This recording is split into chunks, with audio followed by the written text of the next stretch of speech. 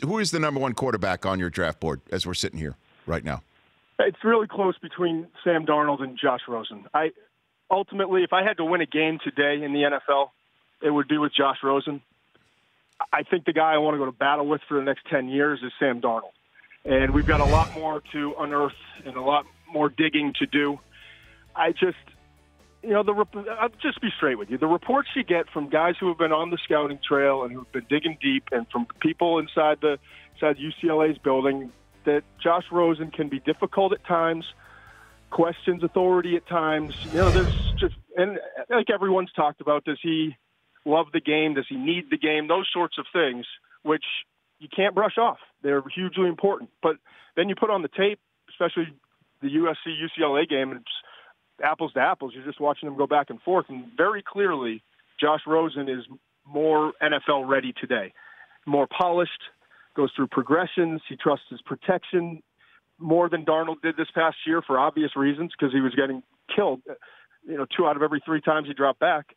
But Darnold got into some bad habits, but in my opinion, they're mostly curable. I think he's just got to learn to get 2 hands on the ball, protect the ball. He really had good pocket presence when he trusted his offensive line 2 years ago, and my assumption is he'll revert back to that and continue to progress in that area.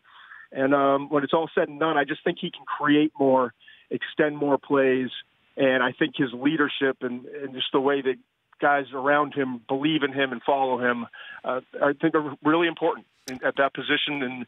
And Rosen, the questions have to be answered between now and the draft. Well, how do you answer those, Todd? Because you are one of many of who I respect, who I'm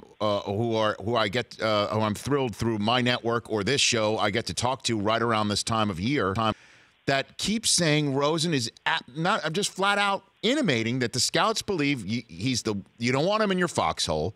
He comes from a rich family, so he doesn't need football.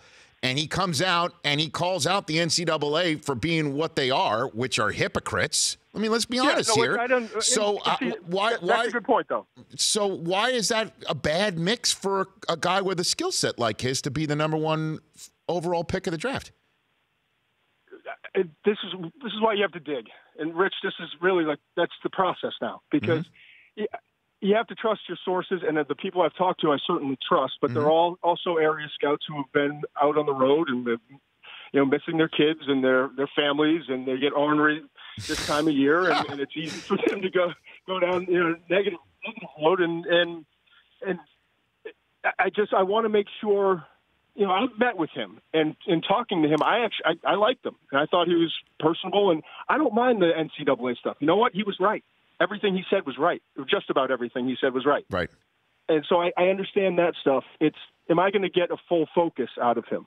Because outside of Roethlisberger, just about every quarterback that you would put in that top tier is an absolute crazed lunatic and has been since day one. And Roethlisberger has come a long way, but just obsessive about the preparation, the work, the love of the game, and just need it.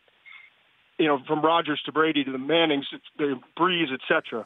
And so if I'm looking to get an elite quarterback, which is what I'm doing with the first or second pick in the draft, then I want to make sure that he has those qualities, because history tells me the ones that don't usually end up busting. And so that's why it's so important. But we got to dig deeper, get some of the psychological reports back. As GMs get involved and the college coordinators get more involved in the process and more interviews, I think we'll learn more. Listen, I don't mind if he has a little bit of jerk to him, if you will. A lot of these guys can be very difficult to deal with at times. That's fine. But is it going to be he's not coachable, he's questioning authority?